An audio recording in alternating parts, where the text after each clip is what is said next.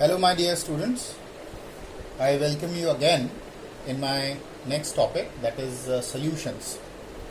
So as you can see on the board, I have written the definition of what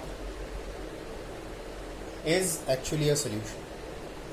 So as you can see, solution is a homogeneous mixture of two or more components whose composition can be varied within certain limits. So it is very important for us to understand that in order to be solution, it has to be homogeneous in nature. And as you are familiar with the fact that homogeneous is something where the uniformity is maintained, the composition is uniform all through. When we discussed the colloidal chapters, so we saw that in colloids, the solution, the colloids has to be heterogeneous in nature, but here the solutions has to be homogeneous. So that is the basic difference between a solution and colloids. Nevertheless, so there can be more than two components, but we will be focusing mainly in our chapter in binary solutions, which means that there are only two components. Binary means there are only two components. And what are the components? One of them is solvent and the other is solute. So how to recognize which is the solvent and which is the solute in a given solution? So to understand it in simple terms, we can simply say that solvent is present in large quantity, whereas solute is present in small quantity. In other words, we can say that solvent determines the overall physical state of the solution. Say for example, if you put some sodium chloride in water, in a glass of water, the overall solution is liquid. So therefore, water will be called as the solvent because the physical state of water and the physical state of the overall solution both are same. So hence we can say that solvent determines the overall physical state of the solution, whereas solute is present in small quantity. There can be various types of solutions. We know that basically there are three different types of states of matter: solid, liquid and gas. So solutions may be categorized further into solid solutions, liquid solutions and gaseous solutions. And within the three types, there can be further variations into three types. So total of 9 different types of solutions exist depending upon what is the solute and what are the solvents present in it. Next, we will discuss the types of solutions. So as you can see, I have drawn 4 columns, and under the first column I have written type of solution, under which at first I have given the solid solutions. The solute can be gas, liquid or solid, but solvent will be fixed, that is solid, and because of this we call the solutions as solid solutions. In simple terms, we can say that it is a gas in solid type solution, it is a liquid in solid type solution, it is a solid in solid type solution. And what is very important is we need to understand and remember one example each. So when the solute is gas, the minute amount is gas and basically the solvent is solid, the example of such type of solution is solution of H2 in platinum, palladium or nickel. And this particular example is very much talked about topic in adsorption, because the gases like hydrogen is adsorbed on the surface of platinum, palladium or nickel, and the platinum, palladium or nickel acts as catalyst. They adsorb the hydrogen gas, and in all the processes of hydrogenation, wherever hydrogen is required, so the hydrogen will be supplied, and that is why the hydrogen gas adsorbed on the surface of platinum, palladium or nickel can be called as a solution of gas in solid. Then comes solution of liquid in solid. Here the liquid is present in minute amount and the whole thing is mainly solid. And example is hydrated crystals. So what do you mean by hydrated crystals? One example I have given.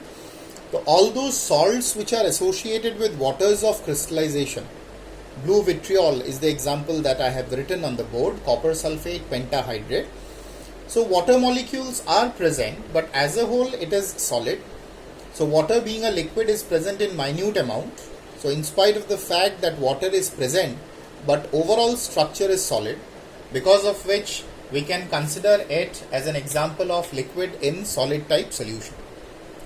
Then finally comes the solid in solid type. Here both the solute as well as the solvent are solids.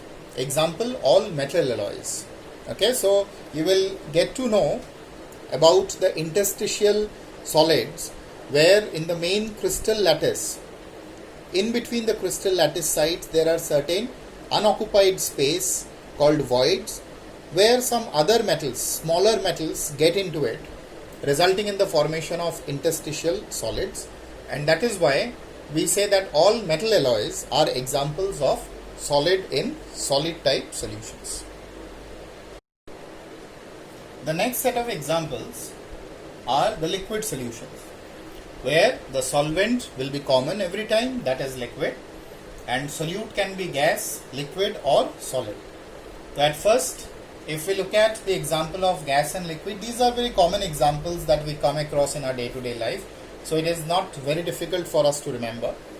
Gas and liquid, carbon dioxide in soft drinks. You know that all the aerated drinks that we generally consider, whether it be Pepsi, whether it be Thumbs Up or whatever you like, carbon dioxide is introduced in it under high pressure, which increases the taste of that particular soft drink. So that comes under the example of gas and liquid. Liquid and liquid, any two liquids when you are mixing it up, like alcohol and water. But let me tell you here that when you mix up oil in water, that cannot be considered as a liquid solution, because of the fact that when oil is mixed up with water, it does not form a solution, as it does not fulfill the criteria to be a solution. That is a colloidal solution, of course. And that is why the two liquids that you are mixing up must be miscible with each other, should easily mix up with each other. Then comes the solid in liquid. There can be so many examples: sodium chloride in water, sugar in water, or any such solids which are soluble in water, in fact. So these are common examples. Finally comes the gaseous solutions, where the solvent is gas and solute can be gas, liquid or solid. These are also very common examples that we come across in our day-to-day life. The first one, gas in gas. The example is air. Liquid in gas, moisture, the moist air. Humid, that means humidity. And finally comes the solute in the solute is solid and the solvent is gas. Solid in gas, that is smoke in air. What exactly is smoke? These are minute carbon particles, and when these carbon particles are so small that they get mixed up in the air so well that it becomes homogeneous, so that can be considered as the gaseous solution of solid in gas. I hope the different examples and types of solutions are clear to you. So generally the questions that are generally asked for 1 mark under this topic are those examples which are not so common, and that is why it's very important for us to especially memorize the examples of the solid solutions, where the solvent is solid and the solute can be gas, liquid or solid. Because as far as the other types of solutions like gaseous solutions and liquid solutions are concerned, so as they are very common, so generally we cannot expect such kind of questions in the exam. Then comes, my dear students, the concentration units.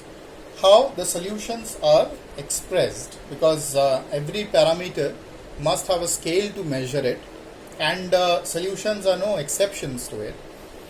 So under the concentration unit, as you can see, I have subdivided it into two types: qualitative, and as you are familiar with the fact, qualitative means to know what is present, and quantitative to know how much is present.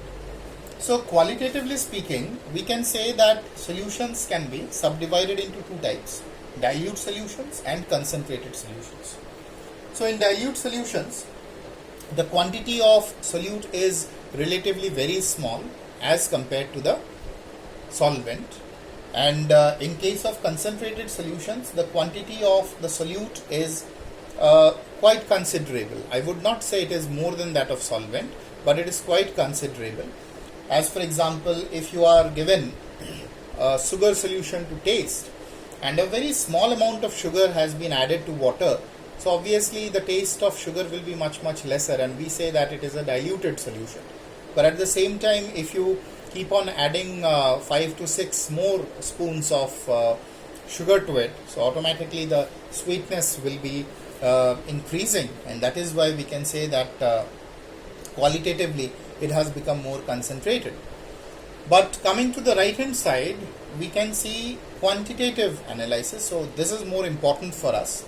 Quantitative means exactly we need to measure how much is present. Just knowing that something is present will not be sufficient enough. If it is present, then how much is present, that we need to understand. And that is why the concentration units quantitatively have been further subdivided into various types, and most of them you have come across in class 11 except for the last one. So we will have mass percentage, W by W. W here stands for the mass or weight. Then volume percentage, both the numerator and denominator have volumes in it. Mass by volume percentage, the numerator is expressed in mass and the denominator is in volume. Then parts per million, it is very less often used, and especially used for those kind of solutions where the solute is present in very small amount, parts per million, or in short we can call it as ppm. Then of course we will have molarity, a very common unit, molality, normality. Normality will be new to you because in class 11 we did not have the normality part, and of course mole fraction. So except for the normality, we had discussed in class 11 about all the different kind of concentration units. Okay, so one by one we will be trying to revise what exactly are these concentration units. So let us talk about at first the mass percentage, and within bracket as you can see I have put percentage W by W. So according to the definition, it is mass of component in the solution, and the component can be solute or can be solvent, and that is why I have not specified the component, divided by total mass of the solution.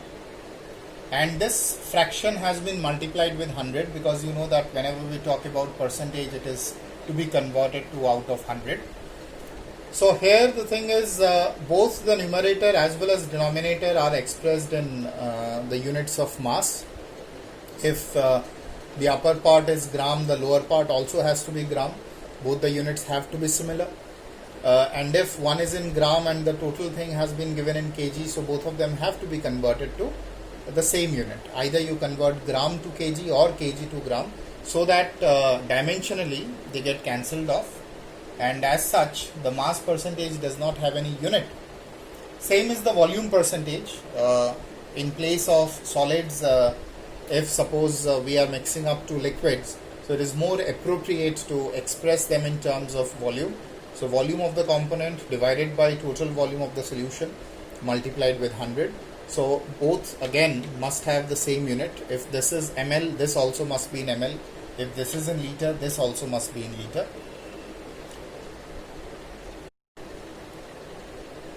The third type, which is combination of both mass and volume, is mass by volume percentage, percentage W by V, where in the numerator part the mass of a component and divided by total volume of the solution. Now here I would like to mention that if mass is given in grams, it is better that the comparative unit in terms of volume should be ml.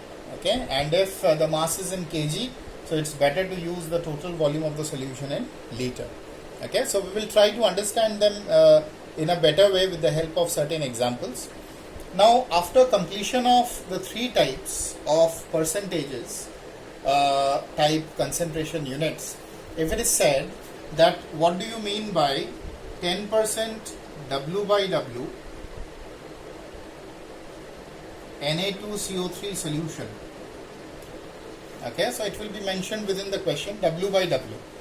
It means that the solute is Na2CO3 and the overall solution should also be expressed in mass, because this is what is expressed in terms of W by W. So how to expand it? So we can say it is 10 gram of Na2CO3 in 100 gram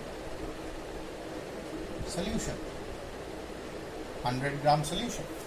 Okay, but at the same time, had it been 10% W by V Na2CO3 solution, now I have changed the unit. Instead of W by W, I have made it W by V.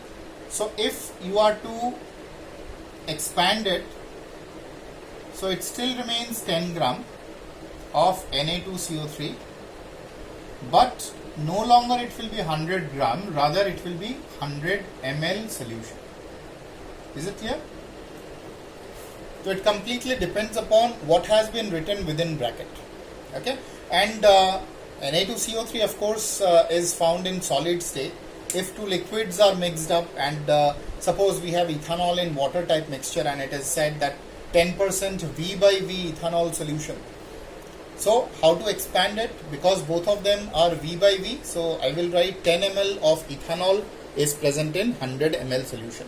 It means that this unit, which has been written in the front part, is decided by the numerator. If it is W, then they should be expressed in grams, and this unit, the later part, is decided by the denominator, that is meant for the whole solution.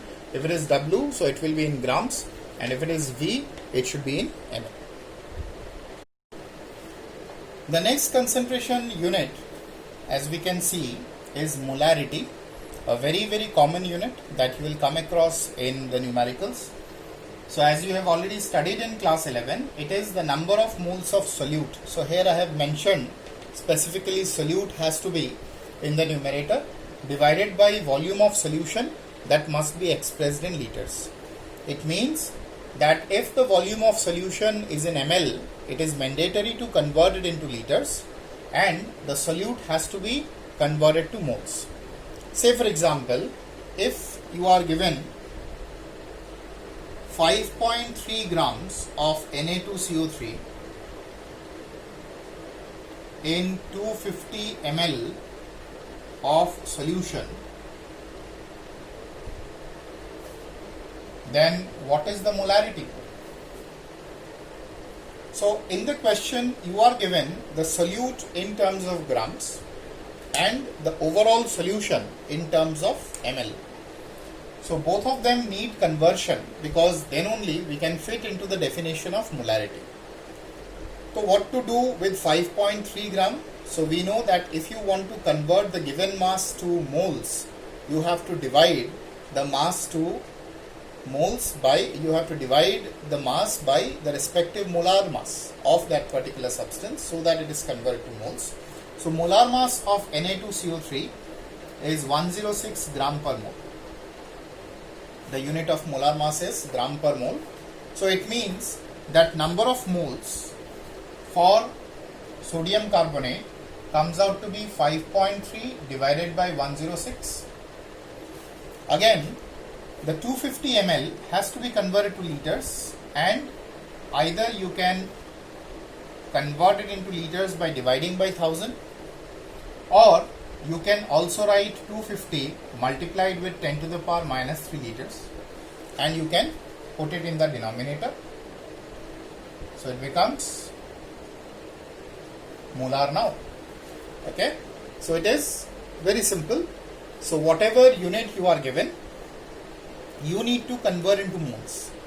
And let us recall that in order to convert anything to mole, it is not necessary that it has to be in grams.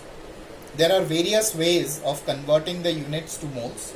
If it is in liters at NTP, you have to divide by 22.4. If it is mass in grams, you have to divide by the respective molar mass. If it is in number of molecules, you have to divide by Avogadro's number, isn't it? So there are various ways of converting to moles. So whatever be the unit, accordingly you have to proceed. So as you can see in the given question, as it was in grams, so therefore I had to divide by the respective molar mass. For Na2CO3 it was 106, so that is why I had to divide it by 106. and ml must be converted to liters. This can also be written as 5.3 by 106 1 by 250 into 1000. The thing is same mathematically. We have shuffled it, and this 10 to the power minus 3, when it goes up, it becomes 1000. So this is how the molarity can be calculated. Now the thing is, if you are given the, you can say, different units in terms of grams and ml, and you are asked to convert, then of course this is the way you have to use the formula. But I would like to also add one more thing, that if you are given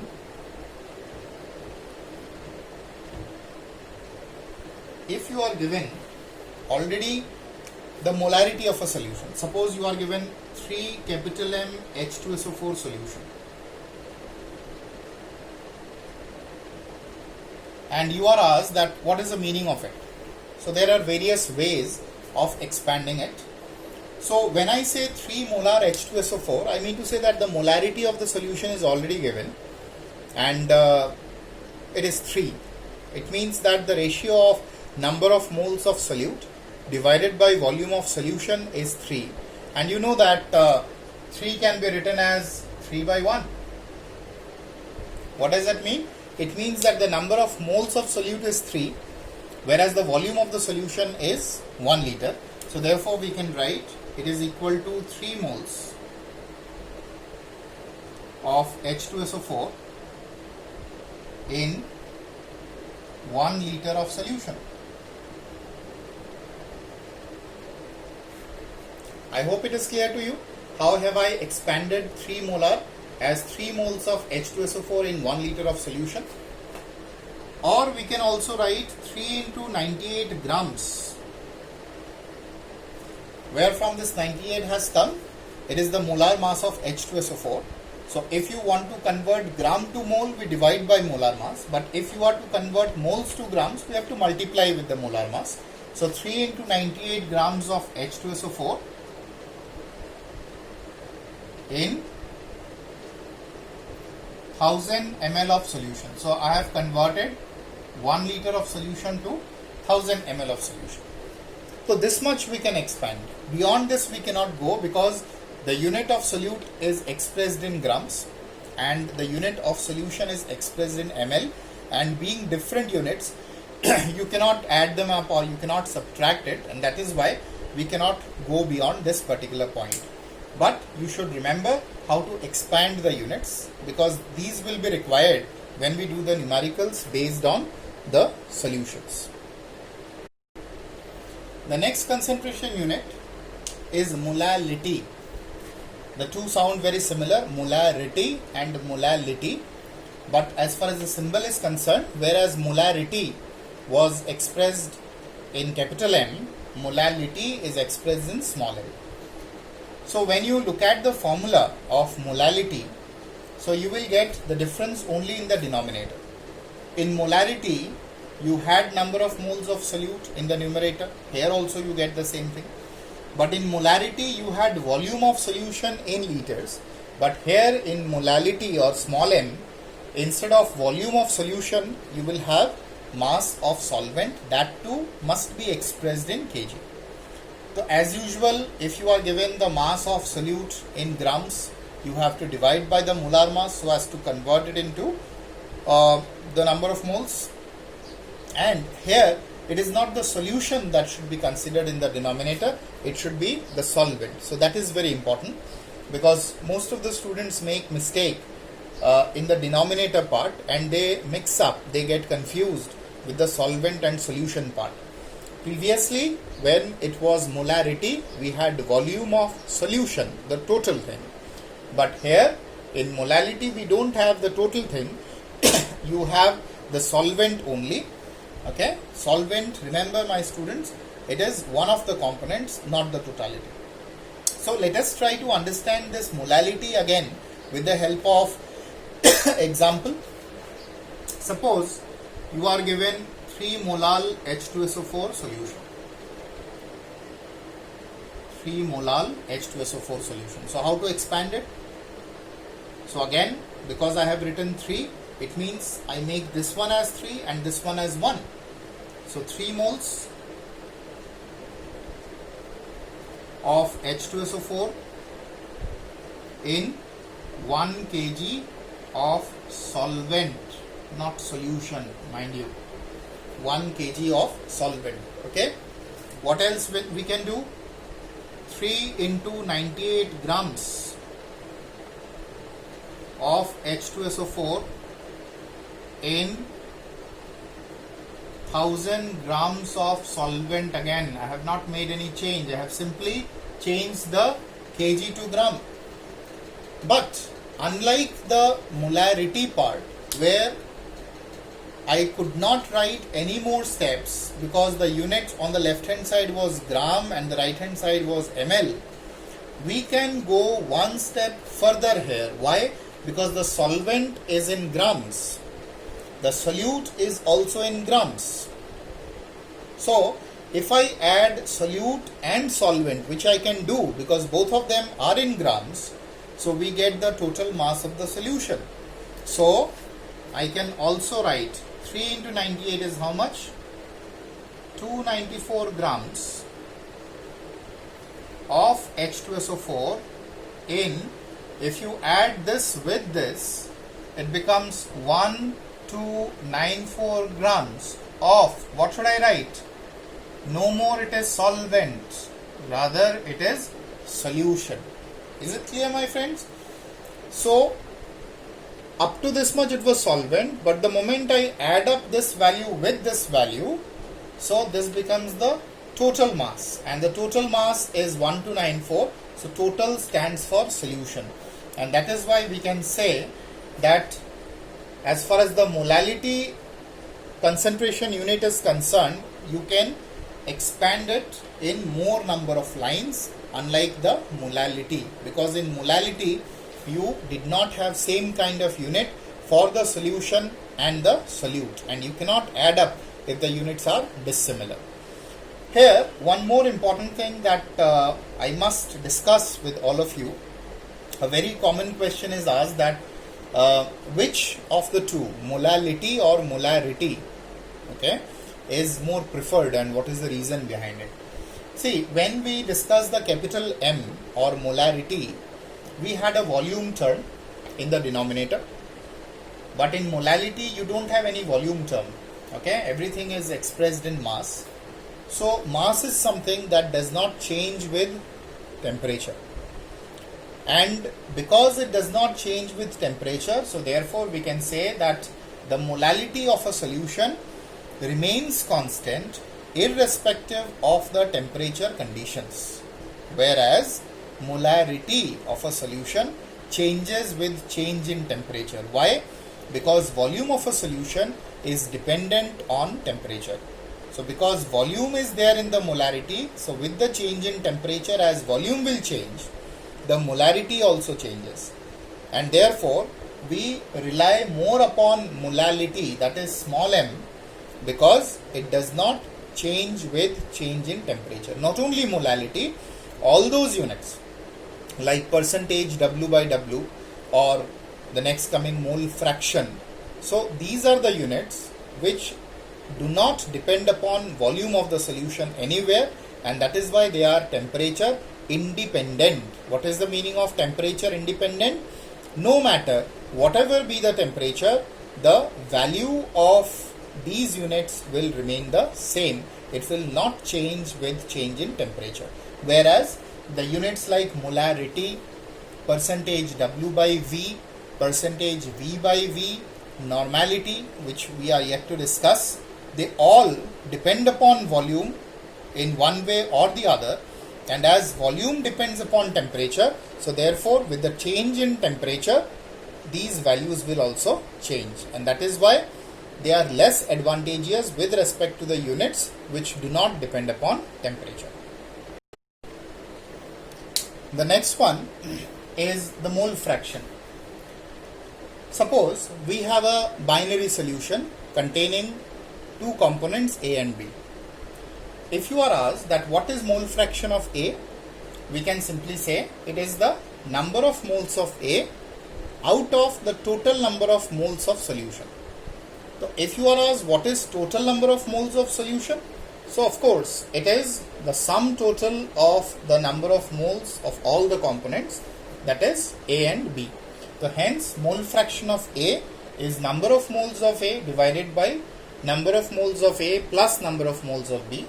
Similarly, mole fraction of B same way is number of moles of B divided by the total number of moles, which of course is the sum total of moles of A and B. In general, the mole fraction is denoted by this Greek letter chi, and for the sake of convenience we write it as X. So if XA is the mole fraction of A and XB is the mole fraction of B, if you add it up, because the denominators are same, so if you add the numerators, so it will be same as that of the denominator, and ultimately it comes out to be 1. The sum total of mole fractions of all the component comes out to be 1. In what way this particular formula will be of great use to us? See, when you are having one of the values of either XA or XB, then you need not waste your time in doing the calculation of the other one. You simply subtract it from 1 and you get the other value. But instead of binary solution, suppose it is ternary solution. Ternary means it has got 3 components. Then minimum of 2 mole fractions you have to calculate, and then only you can subtract it from 1 to get the third mole fraction, isn't it? So because in most of our questions that will come across in class 12, we will be dealing with binary solution, so we need not bother about that. So if you are having one of the mole fractions, then you can easily calculate the other mole fraction simply by subtracting it from 1. So this concentration unit normality, as I said, was not there in class 11. So I need to mainly go into the details. So I have written something under normality. As you can see, it is the number of gram equivalents of the solute. Okay, so this might sound something new to you. Divided by volume of solution expressed in liters. It is quite similar to that of molarity in the denominator part, but in the numerator we have gram equivalent term used. So we need to understand what exactly is gram equivalent. So gram equivalent can be further opened as mass of solute in grams divided by equivalent mass of solute. So this is the expansion of only the numerator, number of gram equivalents. So gram equivalents is nothing but mass of solute expressed in grams divided by equivalent mass of solute, and the denominator remains same, so I am writing it here, volume of solution expressed in liters. So again we are having confusion is what is equivalent mass of solute. So I am keeping the mass of the solute intact.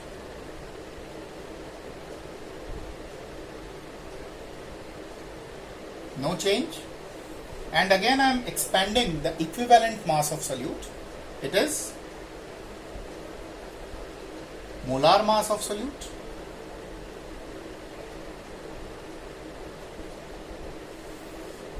divided by N, and this remains as usual, volume of solution expressed in liters. So this N is also called as N factor. N factor, and this N factor varies from substance to substance, and we need to understand this because otherwise everything is common to us. We are familiar with it. Mass of solute in grams, molar mass of the solute or molecular mass of the solute, volume of solution in liters. The only thing is we need to understand what is N factor. So we are going to discuss how to calculate the N factor for different kind of substances. So my dear students, you have to mainly focus on getting the n factor part. So let us try to understand. For acids in class 11, if you could, you can recall the Arrhenius definition of acids. Acids are the substances that can liberate protons, H plus ions in aqueous solution. Some acids can release 1 H plus, some can release 2 H plus, depending upon formula wise how many H plus they possess. So for acids, N factor is determined by number of H plus ions it can furnish or donate. It can donate. For HCl, say for example, N factor will be what? 1. For H2SO4, N factor, how many H plus ions H2SO4 can donate? It is 2. Isn't it? So this way, number of H plus ions that can be given by an acid is determining the N factor for it. So in order to get the equivalent mass, when you divide the molecular mass by the N factor, for HCl, as the N factor is 1, so molecular mass and equivalent mass will be same because you are dividing it by 1. But for H2SO4 it is not the same. For H2SO4 the N factor being 2, you are dividing it by 2. So equivalent mass becomes half to that of the molecular mass. Similarly, for base, number of OH minus ions it can furnish.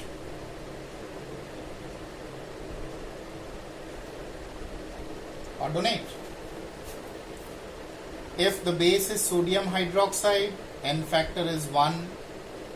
If it is magnesium hydroxide, N factor is 2. Why? Because look at the formula, how many OH minus it is in position to donate. So depending upon that, likewise the N value will be considered. So after calculating or having the knowledge of N factor for acid and base, we will now talk about the N factor for salts. Salts. Suppose you have a salt, aluminium chloride, and you are asked what is the N factor for aluminium chloride. So what I am going to do, I will try to understand that what ions it is composed of. So aluminium chloride comprises of aluminium ion and chloride ion, isn't it? So 1 aluminium ion and 3 chloride ions. Now as a whole we know that salt is neutral. So the total charge on the cation must be equal to that of the anion. And if you look at the overall charge on cation or anion, the N factor comes out to be 3. Okay, so you can take the charge on either cation or anion. Suppose you have calcium carbonate. So calcium carbonate comprises of calcium ion and carbonate ion. So what will be the N factor for it? Of course, it will be 2 because plus 2 or minus 2. Any one of them, you take the magnitude of the charge, either plus or minus. Don't add them up. So either plus or minus. So it will be N factor 2. So for salts, the N factor is nothing but magnitude of the charge on either cation or anion. Okay. Then comes calculation of N factor for oxidizing and reducing agents.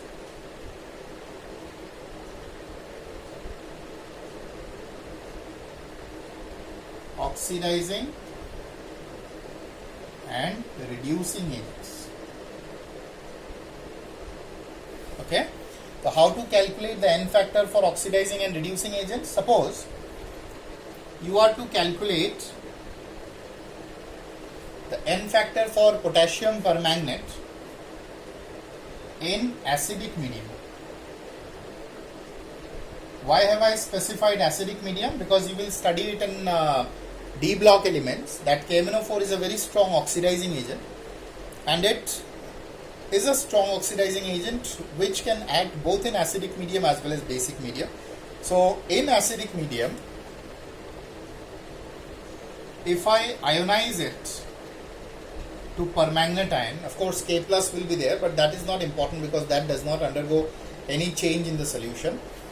The MnO4 minus changes to Mn twice plus. Okay, and thereafter, as you have studied in class 11 redox chapter, how to balance by ion electron method. So let us see that when we balance this half equation, what is the number of moles of electrons that will be coming. So Mn is 1 mole, it is already balanced. Oxygen is 4, so you have to balance it with the help of that many water. Hydrogen increases, so balance it with the help of H plus ions. What is the overall charge on the left hand side? Plus 8 minus 1, it is plus 7. Okay, and what is the overall charge on the right hand side? Plus 2, and it doesn't have any charge. So there is a difference of 5 units which we need to add on the left hand side, because some of you might be asking that this is greater, this is smaller, why we are adding on the greater side. It is because of the fact that electrons are 1 unit negative charge.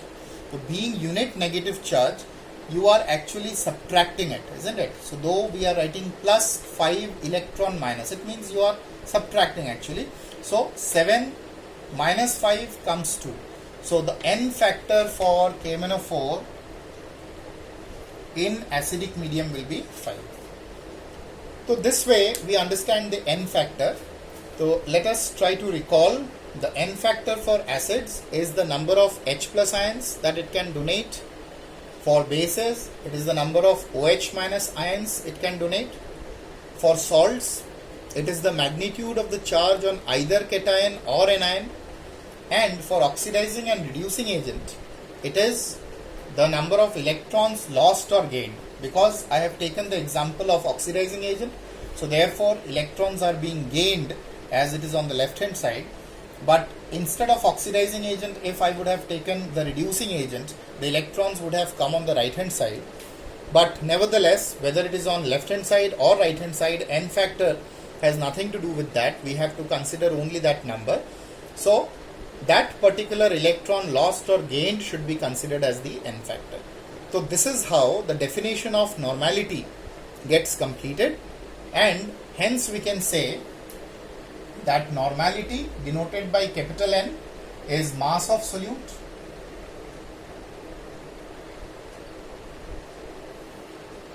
preferably in grams divided by molar mass of the solute by N factor whole divided by volume of solution expressed in liters. Okay, so if I take out the N, it will be mass of solute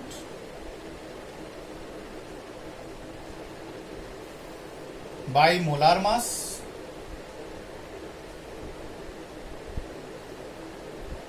whole divided by volume of solution expressed in liters. And let me tell you that this is nothing but what? Molarity. So thus normality and molarity are related to each other. Provided you know the N factor for it, you can easily convert the normality to molarity and molarity to normality. Okay, so these are the concentration units which you have to work upon, and each and every definition must be crystal clear to you, because when we do the numericals, until unless these definitions are clear to you, you will be getting confused. And that is why I would request all of you to again and again go through the different definitions, practice it in writing, and then when you do the numericals, the things should be more clear to you. Thank you, students. So in the next class, we will be discussing about some numericals based on all these topics.